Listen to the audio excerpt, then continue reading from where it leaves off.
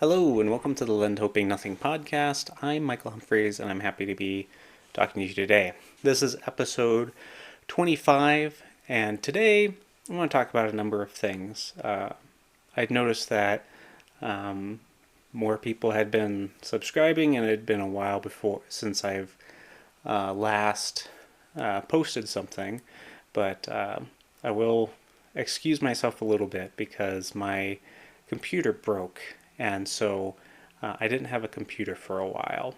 And so, in addition to that, I've been working on some essays that I am hoping to get published, and then I have a presentation in Paris that I'm trying to work through. And so, I'll talk a little bit about those things.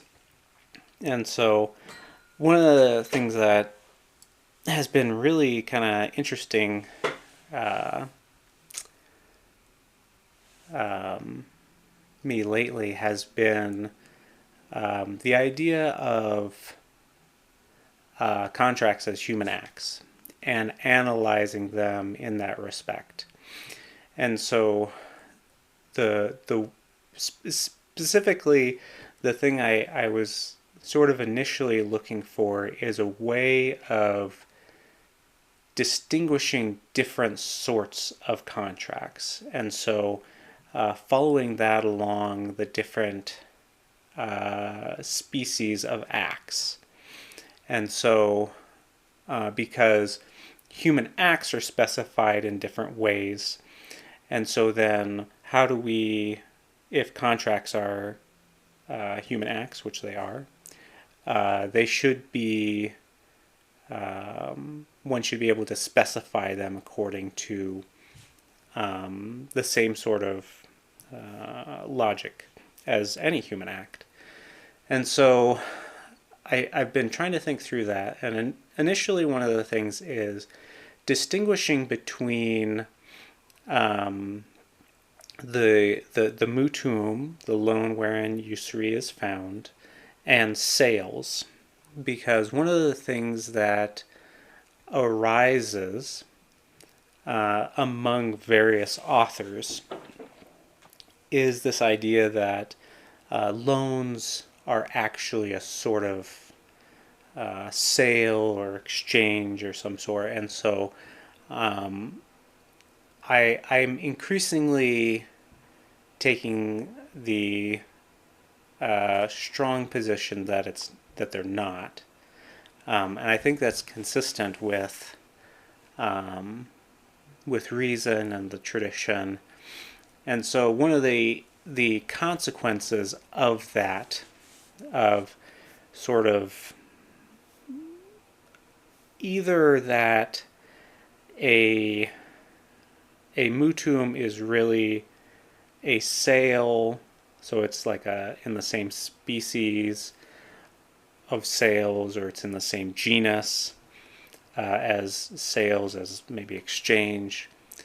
One of the consequences of that is that authors will start to develop means of saying, well, okay, well, if that's the case, then we should be able to loan things with respect to just price. So really, usury is a matter of just price. And I don't think that's the case at all.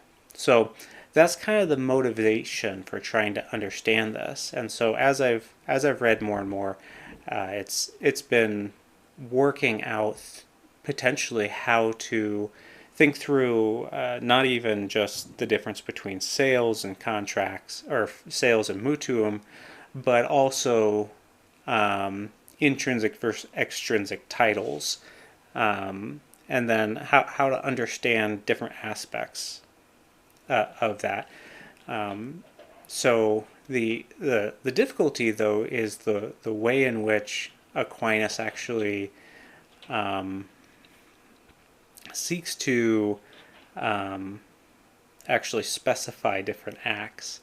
I don't know if I need to resolve which appears to be quite a controversy among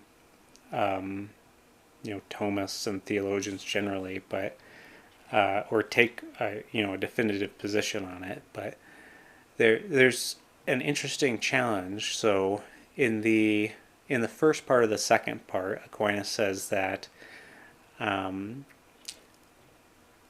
human acts are specified according to their end, and he says this because human acts are properly human because they're related to reason, and so the primary principal object of the will is the end, and so. But later on, I think it's Article 18. There's some various ways in which he seems to refine this. So there's the end that the person intends, and then there's the object of the exterior act, which is it's that around which you're acting. So it's what it's about is the way that people will talk, and so there ends up being seemingly two things that help specify the human act, and then he goes on to talk about how the end is the more formal, whereas the object is the material, but there's still a formal aspect to the object. And so there's a couple of different ways of thinking about this. So your end might be victory in battle. So you're fighting some sort of other army, and so victory is the end, and the object is the fighting well. And so Aquinas says that fighting well is ordered per se to victory, and so that makes sense. But of course, you can achieve victory in multiple ways, and so fighting well for victory has its own sort of specification, as far as courageous effort and what you're going out to accomplish, but you could accomplish that by other means as well. So instead of fighting well, you act through deception, or there's other means of achieving victory in battle apart from going straight in and fighting the battle well. And I think some of those are still going to be per se ordered to that end. And so there's a sense in which the victory specifies the act, but then you have potentially other things, the object that specifies it as well. And so but on the flip side, you can have an act that can be ordained to multiple ends. So you can take a pill, and so you can take a pill in order to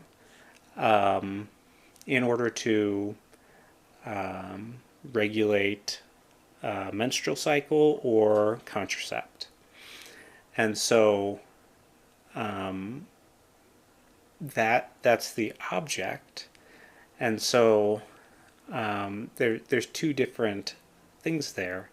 And so it seems like there's an end that determines what the same act is about. The way that might be characterized is that the physical act is the same, but the moral act, so the sort of the physical act as it relates to reason, differs, because the what are you doing, the about which is different. And so there's a sense in which, like, what are you trying to accomplish, but that also has like this character of an end. And so it's like, well, is what's the difference between the object and the end there? Because it seems like the end would be to contracept or not, or to regulate your cycle, but there's is the object just taking the pill? Because yeah, and so it's somewhat confusing there. And then Aquinas will also say that so the end will specify more formally, but this is with respect to the genus, when the object is ordered per se to the end, but then the object specifies more particularly. And so thinking about this in terms of contracts, how do you kind of order things? And so you can have this maybe highest level of the sort of object, I guess, the thing you're doing is granting a good to another in the broadest sense. And so the initial division that Aquinas will make is according to the end. And so this is a very high level genus still of what you're doing for the sake of what you're doing. And so you can grant a good to another in order that they might be enriched by having it. So you're not requiring that they give anything back, or you're giving something to another in order to establish some sort of debt. And so this is the initial division between liberality and justice. James Gordley kind of works it out this way as well, because in modern contract law, according to him, there's not a good way of distinguishing gifts from other commutations, because there's a sense in which this sort of teleological approach has disappeared. At least since the 17th century, it has started kind of breaking down, I guess. So that kind of initial division, and so Gordley takes this as the distinction between liberality and commutative justice. I would probably go to say that you can have a division in justice between commutations and distributive justice, because a partnership or societas is a contract between parties, but it's one in which there's not a commutation, there's not an exchange of goods.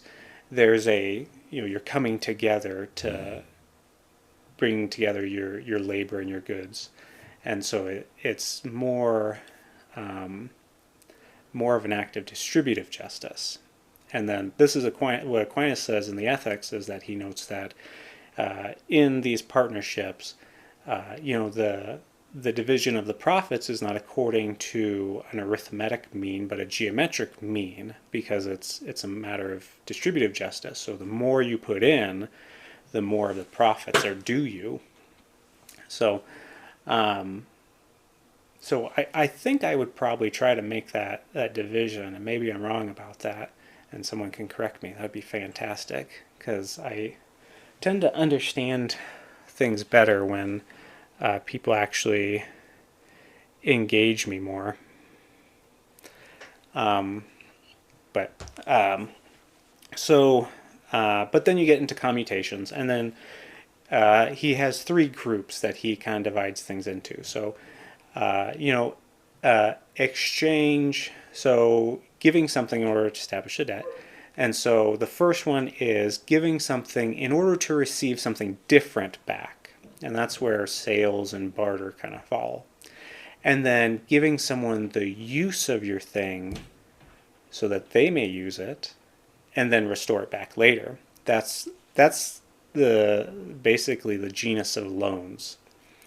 And then finally is granting your thing to another, not that they may use it, but still restore it back later. And this is where deposits, security or pignus, or a surety comes in. And a surety is when, if I'm not mistaken, it's when you give your good to another to secure their debt. And so you're kind of co-signing or something on someone else's debt. Yeah, and so those are all very teleological things. So I'm giving it in order that I can get something back different. I'm giving the use so that you can use it but restore it back later. I'm giving not the use, but that you restore it back later. So all very teleological, all very defined or specified by the end. And then you can go down another level in loans, and this is where I think the difference in object comes in, because Aquinas in loans he has at least 4 different loans. And so the first one is you're granting something. The first set is gratuitously, and the first one is you gratuitously grant something that's not fruitful in itself, or something that is fruitful in itself. So you can grant, the use of a tree, of like an apple tree, and grant that gratuitously. And so they have, take as many apples as you want. It's yours, or at least the use of it is yours. But you got to restore it to me eventually.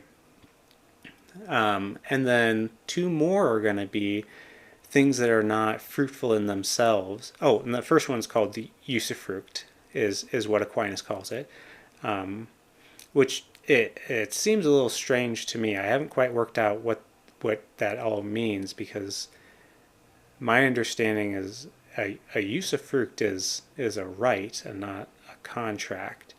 And so I haven't quite figured out how that all fits in. Like, how is that a commutation?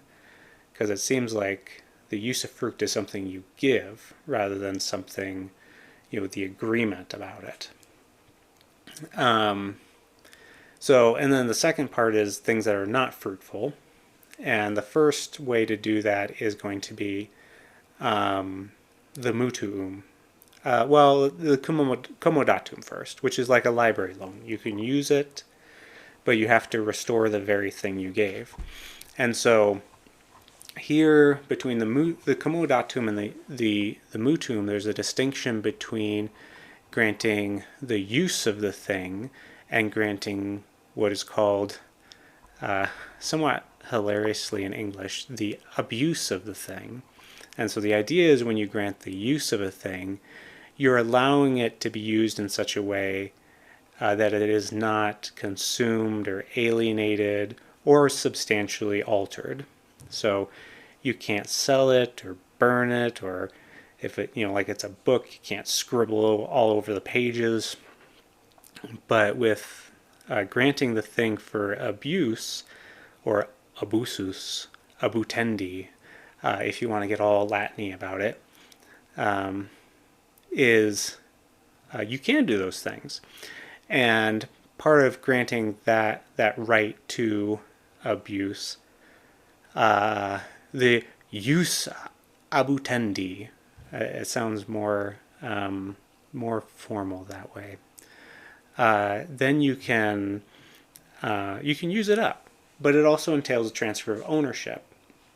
And so I think this is a categorical difference, maybe with respect to the object. Like, maybe that's the specifying thing, because it's not so much about what you're doing. Like, you're granting the thing so that someone, in order for them to use it and restore it back, but the way in which you grant it, sort of what is it around, maybe it has to do more with the object, and it makes sense because that's like the lowest level specification. So maybe that's how it works out. I need to think through it a little bit more. But yeah, so it necessarily entails granting the ownership for the sake of this particular use. And this use, I think, is there's sort of this categorical difference between these types of use, because the former use of use, maybe simply speaking, and it probably wouldn't be simply use simply. It'd be use apart from being or something is something that doesn't use up the being, whereas use in the secondary sense, using it up in some way, so eating it or burning it if you need a campfire, for example, or selling it. So these are all things that kind of use up the being, and there's a sense in which, like, you got to be kind of careful, because there's sort of this physical sense to it in using up the being, and then the legal sense of using up the being. And so I think there's a real categorical difference there, and I think it's probably with respect to the object. But anyway, so it's very interesting. I'm still trying to work it out, but there's other things that you can start talking about. So, for example, in a sale, when Aquinas starts talking about the distinction between selling a thing in itself and selling it as it's valued to you or to the seller, selling a thing for more than it's worth is unjust in itself. But when you bring in this specifying this circumstance of you'll be greatly disadvantaged without it, this is like a circumstance that enters into the species of the act and further specifies it as being something good. And so in that sense, the justice of that contract, that extrinsic consideration of what it's worth to you, becomes something intrinsic to the act itself. Now, this is distinguished from, for example, the case of indemnity in the mutuum, where you're loaning something to receive it back later, but it's going to cost you something to do it.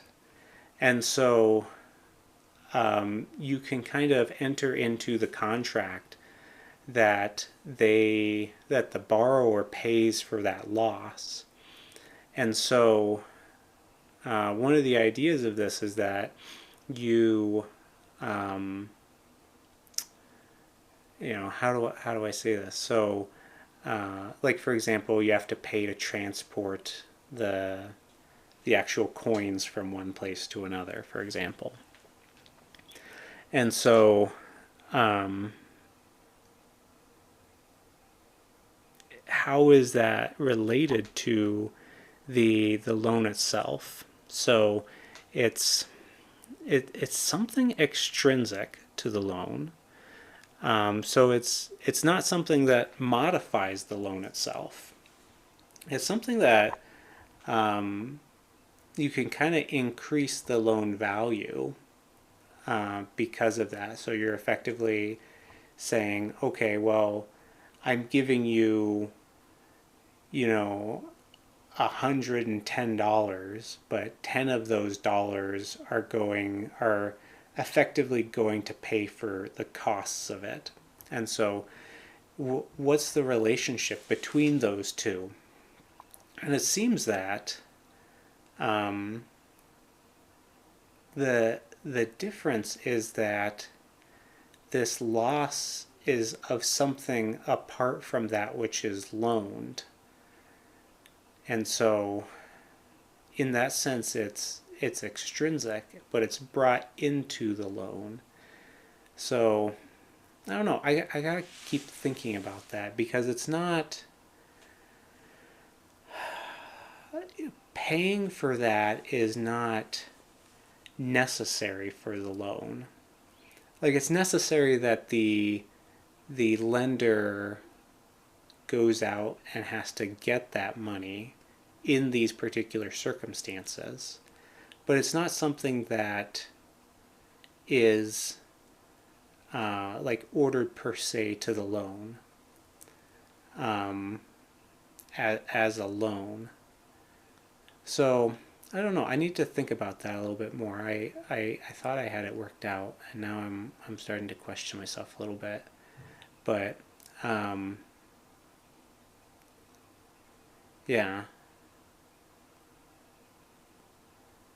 So yeah, because it's not necessary for the loan that the borrower pay for that, but the lender can indemnify himself against the loss by requiring that the borrower pay for it. And so, yeah, it's not ordered per se. Um, is it a specifying circumstance like the other one? Hmm. I don't know. I gotta kind of work that out a little bit more. Because you're kind of giving him the money to pay you back for it. I don't know. Got to think about that more. Anyway, so so there's that, and then apart from that, I'm really working through the paper that I'm going to present in Paris, and so the thing that I kind of see there is going to be um, trying to understand the usury from an economic perspective, because there's a couple of interesting cases where profit comes into the thinking of Aquinas. And so, principally, it comes in from the Nicomachean Ethics, where he talks about, you know, gain or profit and loss are sort of initially part of this sort of arithmetic issue of, um, you have more than you had before, and someone else has less than they had before. And so there's some sort of injustice going on there that needs to be equalized. And the interesting thing I found when I was reading that is that Aquinas really thinks about this in terms of the things you actually have, the possessions. And so this makes sense because you might, a merchant might buy something at a price, and then when he enters the city where it has a higher value, then you might say that, oh, well, he's already profited. Like he already has more value than he had before. And so the way that we'd probably talk about this in modern times is that it's kind of a unrealized gain. Is that he needs to sell it before he's actually got the more possession. Though we often talk about when we talk about people's like net worth, we talk about the value of everything they have, and so that was kind of interesting to start thinking about. But so that profit has to do with having more than you had before in terms of your possessions and not value. And so but there's a couple of different cases, and so like in the case of a sale, strictly speaking, before and after the exchange you should have the same amount, same quantity, but here it's the same quantity of value that kind of matters, which is interesting because that value will change after the transaction. And so there's an interesting problem about like what is commutative justice actually trying to preserve. And so depending on who's talking about it, it becomes an interesting problem. Like James Gordley seems to suggest that what commutative justice is supposed to preserve is equal value among people. And so the but he'll argue that, well, we just sort of accept fluctuations in the market as sort of a I don't know, a concession uh, for the sake of the common good. And so the market goes all over the place, and that's that. We just kind of live with it. And so, although commutative justice is supposed to preserve equal value among all the people, it nevertheless will just sort of accept that prices change, because it would be terrible if we didn't, I guess. Um, and then, like for example, with Alexander of Hales, kind of a similar thought, I guess, is that he argues that in the case of a lease, that you'll actually the price you can take is only or I guess the price is determined by the amount of deterioration of the thing that you're leasing, which is an issue and something that Aquinas explicitly denies. And so, but it seems there that commutative justice is this presumption of like, well, you shouldn't have more value before than you did after. But the lease is a peculiar example because, in a sale, it's supposed to be equal at the time of exchange. But in the case of a lease, you have the thing, you've given the use. Aquinas says that the rent is the price for the use. And so afterwards, not only do you have the thing, but you have something more. And so what exactly is commutative justice preserving there, or equalizing? And there's this equality in that the right to use the thing has a value, and so you can give it a price, but at the end of the day, the leaser not only has his thing, his possession, but he also has the money too. So he has more before than, or more after than he had before. So it seems like it's contrary to the way that we discussed justice in the Nicomachean Ethics. And so what exactly is commutative justice supposed to be preserving there? And then this, of course, goes to, the issue of, the mutuum. Like, if he can't receive back more than he gave in the mutuum, what exactly is that preserving? Because, people will raise questions, well, what about inflation, for example? And so I recently was reading Donald Boland's book, The Science of Economics on Aquinas, or Aquinas' Science of Ethics or Economics. And he was arguing, well, you have to return the same good in kind and quality, and the quality of money is in its purchasing power. And so with high inflation, that factors into the amount you have to return. So it's not sufficient that you return the amount of money you receive, but that you return the value of the money, because really, and so then there's an assumption about what is commutative justice about. Well, it's about preserving value, which then raises questions, for me at least, about like in a library loan, for example, or you could take this as a lease too. So you have the price for the use. Okay, take that for granted. We agreed to that. But I also have to restore the thing that I have. So let's say I'm borrowing a book, but a new edition of the book comes out.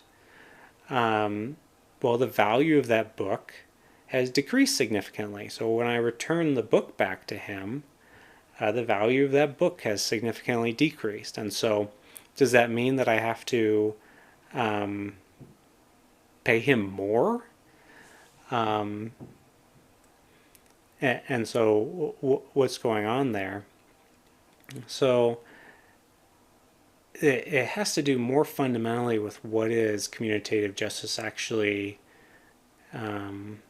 seeking to preserve. And I think that ultimately goes back to, for Aquinas at least, to the use, the ius use, also translated as right.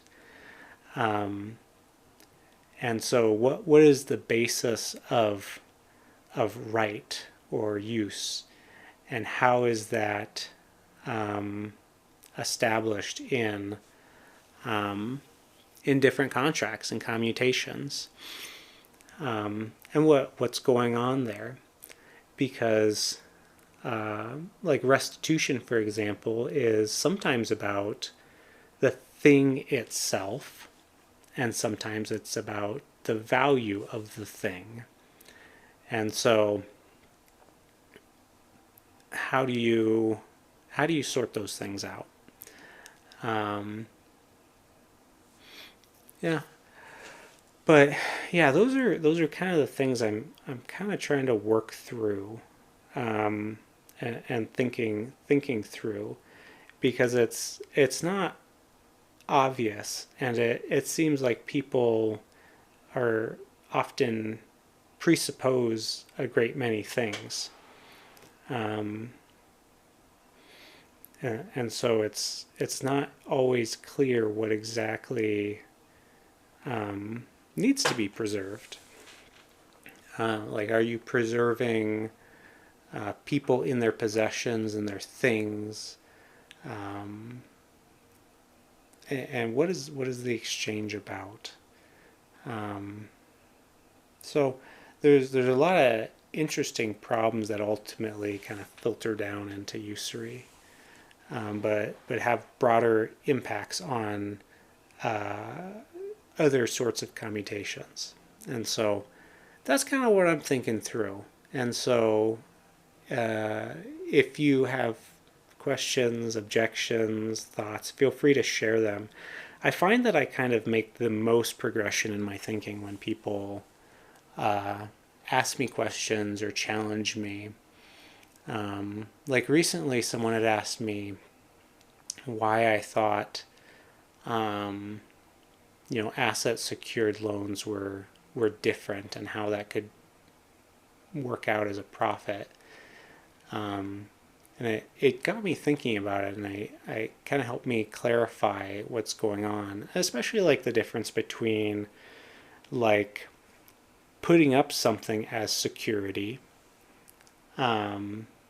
where I would argue you're effectively, you're granting them a security claim against something that is yours, for some money that you promise to repay, but that's ultimately guaranteed by the property. But that's very different from the case in which you and a bank go in to buy a house. Like the way that it's characterized is that, well, the bank gives you the money and you go buy the house, and now you owe them the return of that money. But if it's an asset secured contract, they have to have some sort of security claim against the house. And in fact, that's what they do. If you don't repay the debt, then the first thing they're going to do is foreclose on the house. They're not going to foreclose on your car or garnish your wages or go after your other property, because their claim is against the house. And so in some sense, when there's sort of this partnership to go buy the house, you're receiving the house and encumbered ownership of it, and you're kind of paying them off and paying some sort of rent-like amount of that interest. And so that was a distinction I don't think I had entirely worked out yet, but there is a significant distinction between maybe selling a security claim against what you possess, and then kind of partnering with someone to go out and buy something, but that their chunk of the money is secured by the property, and you're kind of buying them out or paying back that debt. So there's quite a different way of, and this goes back to human acts, is like, how do we properly specify these things and how to distinguish them. But yeah, and so someone asked me about that and objected to the way I was characterizing it, and that really helped me kind of start thinking through it. So I really appreciate when people do that. It really helps me a lot. So if you have any questions, objections, thoughts, except about my hairline, feel free to send them my way. And yeah, and if you just want to say like, hey, this is silly, or things I occasionally post on Twitter, feel free to send me something on those. But yeah, you can add a comment here on Substack, or I think my email is somewhere around here. But yeah, thank you for listening, and I hope you have a great day. All right, bye.